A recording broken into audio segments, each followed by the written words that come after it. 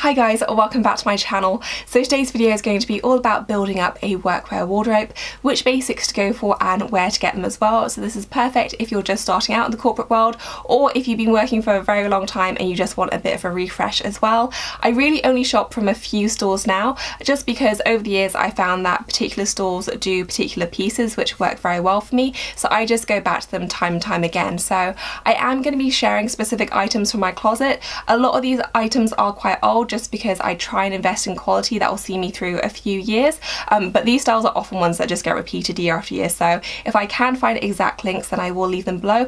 Otherwise I'll try and find similar things and link to those as well. As a little bit of a background, I would say that my workplace is fairly formal. It's not investment bank formal, but at the same time we do have clients who are investment banks, so we do absolutely have to dress on that level sometimes, but generally speaking everyone in my team will come to work in suits. I work exclusively with men, and so I do try and match that level of formal dressing. I perhaps don't have to dress as formal as I do because everyone I work with is client facing, and even though I am sometimes, I'm not all the time client facing, so I could get away with dressing more casual if I wanted to, but I tend not to, just because I think it's so important to dress for the job that you want rather than the job that you have, as they say, and also just to present the best version of yourself and to be professional at all times. So I always try and dress pretty smart and pretty formal, and these are basically the basics which I use to do that. So I hope you guys enjoy and find this useful, and I'm going to go ahead and get started. So I'm going to talk about skirts first. I have three here to share with you. So the first one is a classic suiting one from Theory, and then the other two are both from J. Crew, and it's actually the same skirt twice over. So I have a camel one and a black one. J. Crew is one of my favourite places to buy pencil skirts, as is Banana Republic. I check there every time that I need to buy a new one because they're just very nice fitting, they're nice quality, and they just last for a very long time. So definitely check out J. Crew and Banana Republic if you're in the market for some. I specifically wanted to talk about fabric though, because I think that's really important. So the Theory skirt that I mentioned isn't actually a particular favourite of mine. I hardly ever wear this, and that's because it is proper suiting material, which is this kind of slightly slinkier, thinner material, which is fine if you work in a very formal environment, or if you're going for a job interview or something like that. But for every day I think this is a little bit too formal, and I used to rely on things like this a lot, but since then I found that fabric really does make a difference, and you can still achieve a formal look without looking quite as stuffy and relying on suiting basics, which is where the other two skirts come in. So this is a wool blend, and this is what I rely on in winter. So because it's still quite structured, it will still look very smart and you still have the nice silhouette, but because it's wool it just looks a little bit less stuffy, I think. In summer I will tend to go for more of a cotton blend, which has a lot of stretch as well, so you still get the nice fitted look with a nice shape, but again it's not quite as stuffy as full-on suiting. And for me these are just absolute basics, essentials in my workwear wardrobe. I will wear these on a weekly basis, and they're just things I go back to time and time again. So I will pair these with short sleeve tops, with proper blouses, with shirts, sweaters, really anything, and I think they just always look the part. So that is my one tip. It's for skirts and for blazers, I think. Texture, fabric, the material is just really important to making sure you get the look that you're after. Onto dresses now, and I'm not quite so rigid with this category just because I think you can find beautiful dresses at so many different stores which are appropriate for work, and so I don't really have a go-to store. You know, I will shop at H&M and Zara and Reiss, Rebecca Taylor, Theory, so many different stores and brands. I really think you can find really nice work dresses at so many different places, so this is more going to be about what to look for, I suppose. So an example I have here is a summer dress. I do wear this to work, and I think if you pair it with a blazer and some heels it looks very smart, but you could also potentially wear this casually as well, as I've done it many times. I love Rebecca Taylor. I think it's an amazing brand, and she always does really lovely feminine pieces. I wear a lot of her blouses and her dresses. However, even though I love this dress, I would say it's really important to do the Krinkle Test. So what I do now is I just hold up the fabric, I make sure that it's not creased anywhere, and I will just scrunch it up in my hand. This is in the change room before I buy it, and hold it there for a few seconds or as long as I can, and release it and see how well the fabric creases. This one isn't perfect, it does crease a little bit, but it's not as bad as other pieces. But I wanted to mention this because if you have a work dress which creases a lot on the back, it will make you very self-conscious, or at least it makes me very self-conscious when I'm getting up from a meeting or I'm going to a meeting and people are walking behind me. I don't like the knowledge that the entire back of my skirt or dress is looking very, very creased, because I just think it looks very sloppy. So that's something really important to look out for when you're going for something a little bit more flimsy and less structured like this. Always make sure you do the crease test to see if it's going to crinkle and if it's going to wear and iron well as well. Up next are tops, and my preferred kind of top to wear is the sleeveless blouse. I find it very comfortable, and I also just like to pop a blazer on top, and I think it's a very quick, easy way of looking smart without too much effort. So I have two here to share with you. The first is a patterned one from Rebecca Taylor. Now that I have a lot of the kind of solid basic ones, I do like to go for patterns, but if you're just starting out, I would probably stay away from pattern. At the same time, it's a nice way to jazz up otherwise quite boring work outfits, so if you prefer pattern, go for it, and I think Rebecca Taylor do some very nice ones. But my absolute favourite kind of blouse is this one, which has the material jersey back, which makes it so comfortable to wear, but it also has the silkier front, which makes it look very smart as well. I have seen these in a few places, so I also have a black one from Warehouse, which gets a ton of wear. You can also wear these casually as well, which is why I like them, because they're very, very versatile, and these are just the best in my opinion. You can get silky backed ones as well, so just, you know, the generic blouse, but I think these were a great invention and I've been loving them. So I wanted to talk about blazers next, because I think blazers are the most important part of any workwear wardrobe. Even if you did want to wear jeans to work every day, if you put a really nice quality, well-fitted blazer on top, you'd still look very, very smart. So blazers are incredibly important, and whenever I see a nice one, I will always make sure to buy it, even if I don't need one at that time, because it's such a great investment and I know I will need one down the line. It's not always that easy to find really good, well-fitting ones. So the one I have here is a Theory one. This is a full-on suiting one, so I could potentially match it to the skirt I saw earlier. This isn't my favourite kind of blazer to wear though, and it will be very similar to the skirt in that I think the fabric really does matter. So proper suiting can look a little bit stuffy and overly corporate, I think. So my preferred type of blazer to go for is something with more of a wool blend like this one here. I don't know if you're going to be able to see the fabric difference that much, but ooh, there goes the coat hanger. Let me just lift them up like so. So this one definitely has more of a sheen to it, and this one is more of a woolly one, but I would still wear this all the time in summer as well.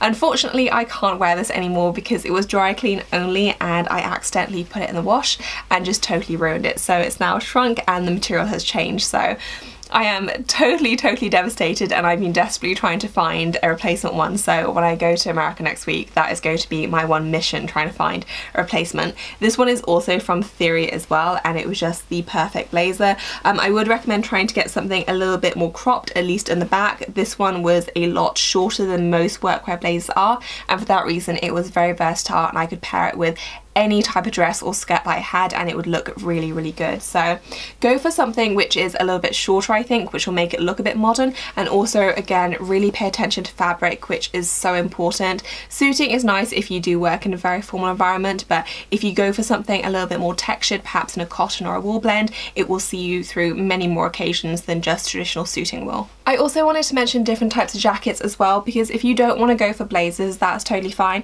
Personally, I think they're an absolute essential, but if that's not quite your style, you can explore other type of jackets as well. So this jacket I've talked about a lot. It's by BB Dakota, and this is something I wear mostly casually, but I have been wearing it for work as well. Not so much now that it is a bit chillier, but certainly when it was a bit warmer. I teamed this with a blouse, just like I showed, and a pencil skirt, and it looked really nice. And this is just something that's very easy to throw on, and it still looks the part as well. Again, it's a little bit shorter on the back, and I think it's really important not to get blazers which are too overly long. I think longer blazers look nice with jeans or, you know, leggings and things like that, but for skirts and dresses you really want to be going shorter for the blazer. And something like this is a little bit more casual and a little bit more trendy, but at the same time can look really smart, especially if you push up the sleeves a little bit and make it work with a nice blouse.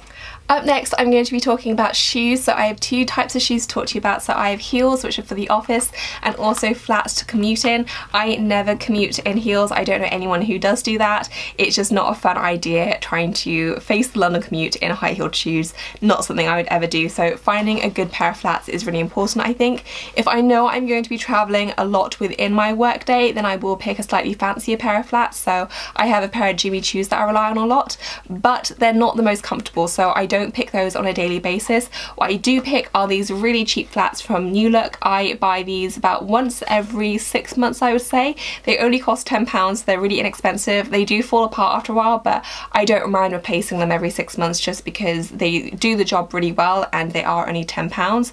I shop from New Look just because there's one right by my workplace, and also because I think they're about £5 cheaper from Topshop and the quality is comparable in my experience, and they do them in so many different colours and patterns, and they're just very simple, very inconspicuous, and they just do the job really, really well. As for heels, my go-to brand is LK Bennett. I've spoken about this brand before on my channel, but I absolutely love them for workwear shoes, and I don't really shop anywhere else. I have, I think, 5 pairs now. I'm planning on getting another one as well to replace one which has been completely worn out. They are very, very good quality though, and I do absolutely wear these to death. This is just the almond toe version with the mid heel. You can get a higher heel. You can also get a kitten heel as well. I would say that my favourite style is the floret though, which unfortunately I don't have here with you to show because I left both my pairs at work, but I will insert a picture if I can, and they just have the really pointy toe with a slightly higher heel, and for me that is the classic workwear shoe. It's really elegant looking, very comfortable, and goes with pretty much anything.